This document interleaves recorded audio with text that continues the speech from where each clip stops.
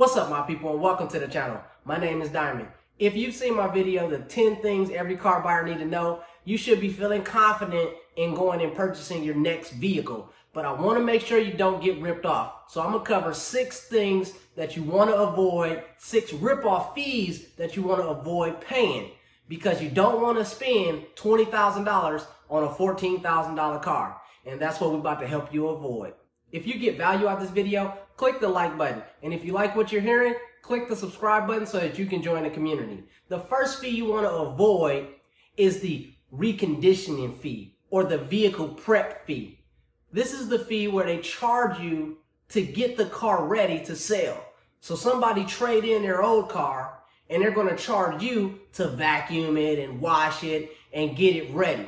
This is a complete sham. It's already factored into the cost that they bought the car from, and so it's just the cost of doing business. So this is a fee you should not pay for. And when they say vehicle prep fee, you're buying a new vehicle, the car come off the trailer and they have to pull the plastic off the bumpers and pull the plastic off the seats, put some oil and gas in the car and get that new car ready for the road. And they're going to charge you a fee for this? No. Don't fall for this. This is just profit going into the dealer's pocket. So say no to vehicle prep fees and reconditioning fees. The second fee you want to avoid is the advertising fee or the marketing fee. Now this one is a little tricky. They try to slip this one in on you and they'll sell it to you like, well, this is the fee we have to pay because, you know, we have to put the commercials out and we have to put our ads in the newspaper and we got to do things to keep the lights going and keep the customers coming in. And now they want to pass that off to you? This sounds like something you just would say no to. But people get tricked into this one all the time. This is not something you should pay. And what it really is that some of the manufacturers actually put this fee and charge dealers this fee for the commercials that you see. Because the manufacturers and the dealerships are in a partnership together and they are putting these commercials out. And they're advertising not only the car, the brand, but they're also advertising for the dealer. And so this cost that the manufacturers add down to the dealer, now the dealer is trying to put it off on you as the customer. You came in to buy a car. You ain't come in to pay no marketing fee. And when you go to Walmart, they don't charge you an advertising fee because they got commercials out there. No, this is not a fee that you should pay and you should not accept it. Don't pay this fee. And stick around to the end because I'm going to share with you an easy, surefire way for you to not only not have to pay these fees, but also a way where you don't have to negotiate each one of these fees by themselves.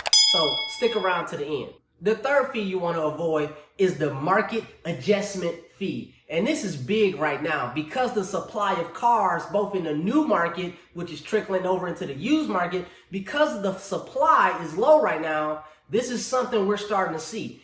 And a market adjustment fee is simply a dealer saying, because the market is hot and I have more demand for this product than I have supply, I'm going to charge extra for the lucky few who can get their hands on it. And right now, the CA Corvette is a prime example of this because right now it's one of the hottest sports cars on the market. It just came out last year. And if you want a C8 Corvette, if you put an order in today, you might get it 12 months from today. And the few dealerships who do have them on display and ready to go, some of them, not all of them, some of them are charging this market adjustment fee. And so you can see why you don't want to pay this because the cost of the car, the value of a new car is the MSRP or what it's selling at. And if you go above and beyond that, you're losing money. You're completely going into negative equity from day one, all because the car is hot and you want it right now. And this is not something we just see on cars, right?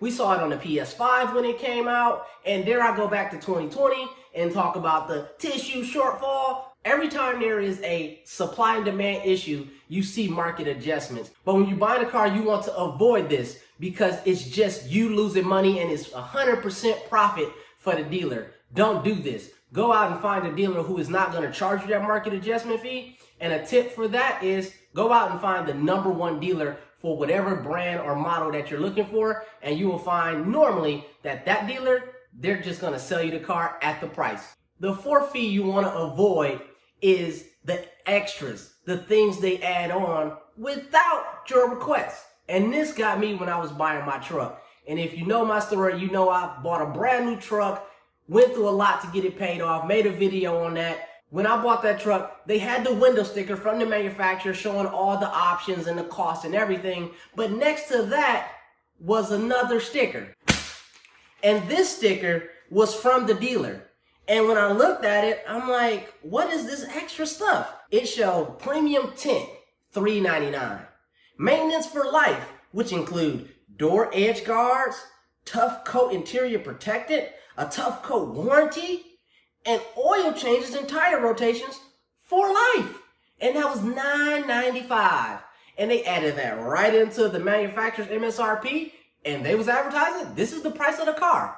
I talked to my salesman and told him straight up, I'm not paying that. I don't want any of that, and I didn't ask for it. And he didn't put up any fight. He just exited off the bill. Because think about it, I'm buying a car. I didn't ask you to do anything. And this tint on here for $3.99? Come on, get real. And this maintenance for life, yeah, I'm glad I didn't pay for that, because 2 years after I bought the car, I was nowhere near that area. So there goes my oil changes for life. And if you want to protect your interior, jump online, get you some fabric protectant spray, lay it down thick, and call it good. And check it out. With a car, if you do get a stain, it's this easy. Let me show you. Get you a can of stain remover and one of these, and you're ready to tackle any stain that your car may throw at you. Hit it with a little spray and wipe it up. Good to go. Done. And it didn't cost you $1,000. And this takes me to number 5. This is actually a group of fees. Things you definitely want to avoid, and things that they add on towards the end of the transaction. These are going to come after you fell in love with the car. You've set the price. You're locked in. You have emotionally purchased this vehicle, and now you have to go into the finance office. And if you didn't know, the finance office is the most profitable place in the dealership. And you're going to quickly understand why. This is where they're going to sell you the extras. And these are going to be things like Vin Etching, security systems, rust proofing, extended warranties.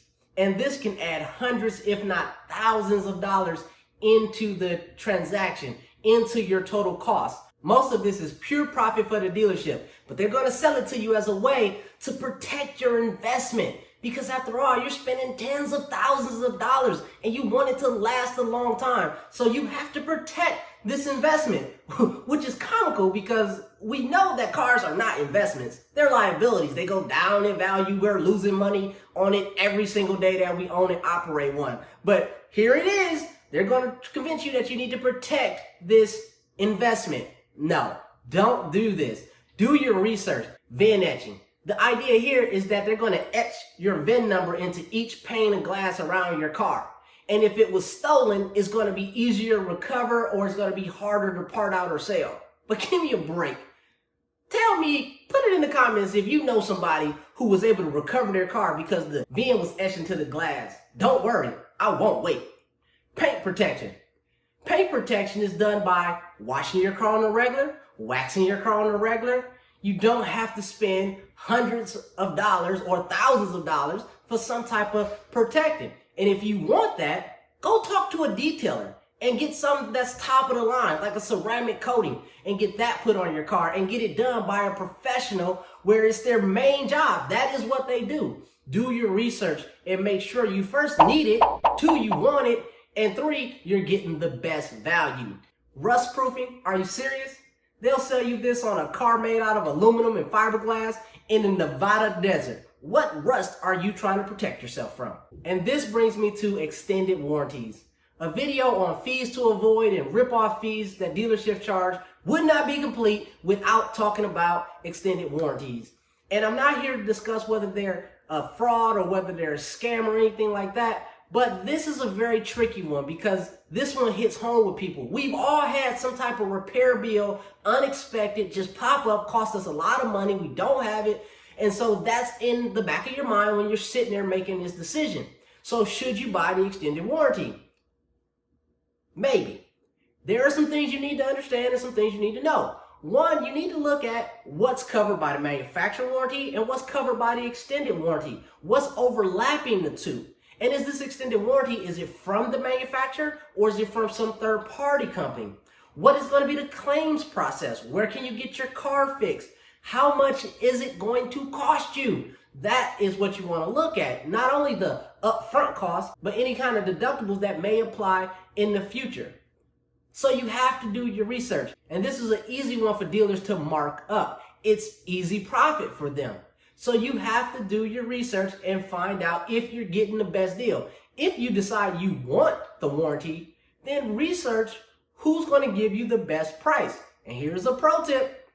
You do not have to buy the warranty from the place that you're buying your car. So if they're trying to charge double, they're adding in a bunch of profit, you can go down to the next dealership who's selling it at cost and buy it from them. So do your research and don't let your emotions trick you into paying thousands of dollars extra. Now, earlier I mentioned the truck that I bought, and I actually didn't buy the extended warranty, primarily because I was buying a brand new car, and the warranty was around $4,700 for a 60,000 mile extended warranty, which covered bumper to bumper minus consumable items, meaning brakes, tires, hoses, things that deteriorate with time, which is also the things that you most likely will have to replace.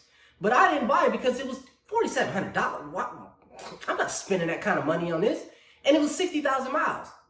In my case, and this is just for me, but for me, I'm happy I didn't buy it because I flew through 60,000 miles in around 2.5 years on my truck, and I didn't have any major repairs. So that would have been $4,700. That was out the window. Not to mention that I made the mistake of financing my car, and a lot of these fees that we're talking about, if you're not careful, you end up financing these fees into your deal. So not only are you paying for all this stuff we talked about, but you're paying interest on it every single month. Now, the sixth and final fee is a simple one, but it happens all the time. It's a cash surcharge. That's right. You sit down and you tell them, I'm paying cash. I've saved up. Screw your loans and your interest. I'm paying cash today. And the dealer says, oh, I'm sorry. I thought you were going to finance this deal. Yeah, this price is only good if you finance it. So since you're paying cash, let me go back. And they come back with a higher number because, oh, that was the finance price of the vehicle. No, you're a cash customer. So here's your higher price. This is a cash surcharge. This is a cash upcharge. And this is ridiculous. Demand that they give the vehicle to you at that price or just walk away, because it's another dealer down the street who's not going to play these silly games, who's not caring how you're paying. All they want to do is sell cars and get the volume out. So have the courage to walk away from the deal and go find another car. So that's a list of rip-off fees, things you want to avoid. But this is not an inclusive list because it's up to the dealer's imagination when it comes to the name of the fees, what they're for, and the amount. So this is just a small sample, but be on the lookout for anything that looks a little funny.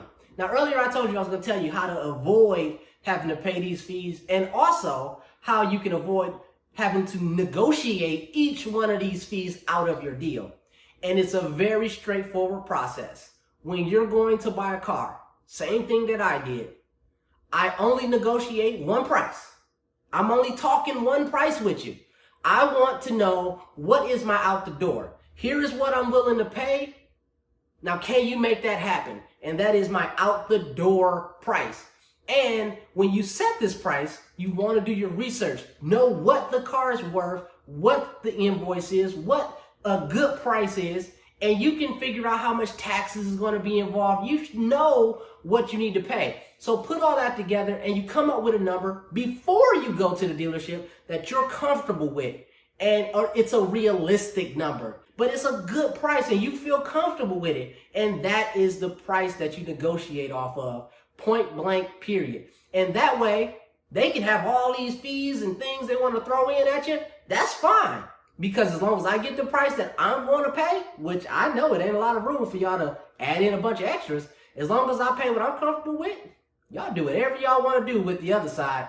And that is how you can get rid of all these things without having to go line by line and going back and forth, spending hours in the dealership negotiating, because that is no fun. So negotiate your out the door price. At the end of the day, that's all that matters. If you like this video and you got value, Let me know by giving it a thumbs up and comment down below on what's the worst fee that you ever had to come across. And if you want more information on buying cars or getting out of debt, then you're in the right place. Subscribe to the channel and check out my other videos. Until next time, my name is Diamond. Peace.